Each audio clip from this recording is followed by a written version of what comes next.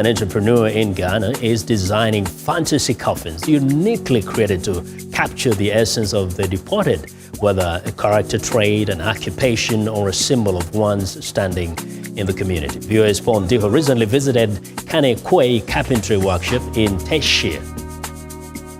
I'm the grandson of Kane Kwe. Kane Kwe happens to be the initiator of design coffins in Ghana. We have the film projector, also for an old film producer or something. We have the lobster, which is also supposed to be for a chief fisherman. We have the van for a driver. Kane Kwe was actually buried in one of his own coffins, in the form of a plane, because he always wanted to fly a plane. Like father, like son, Eric Ajeti Anang has been running this family business. The business has been passed down from generation to generation. Kane Kwe worked with his father and other members of their family in order to make the different coffins for people in their area and around the world. These fantasy coffins continue as a tradition in Ghana today and have been commissioned by people from around the world and are also a display at various museums around the world. I sent 24 pieces to Denmark. I was there also myself. I built 2 pieces, which has also been sold. I sent 20 pieces last year to Russia, and they ended up in a museum. Just a couple of months ago, like in January or February, I sent one to Florida, which is in the form of a seahorse.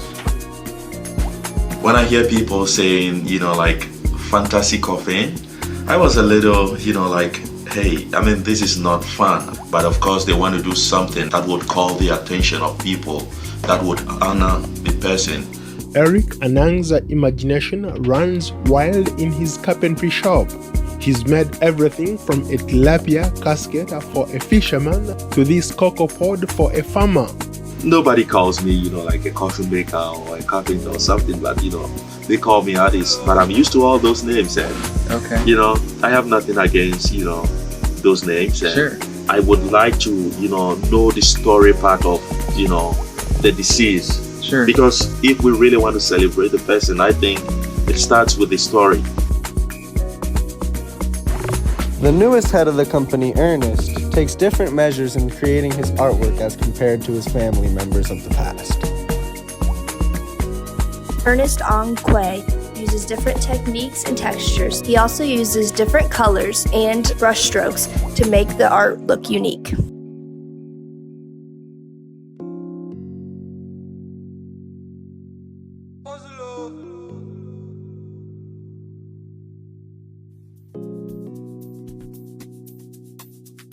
They have just finished building a coffin in the shape of a Holy Bible.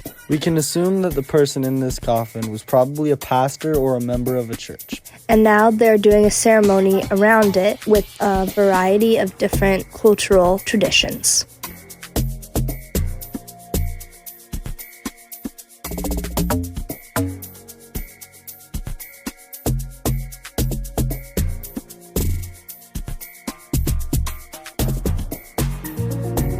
As seen before, loved ones will take the coffin on a tour of the village before eventually burying it.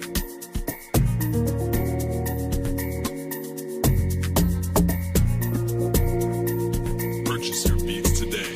Much of the funeral will be similar to one that you may have seen, though just with a different type of coffin.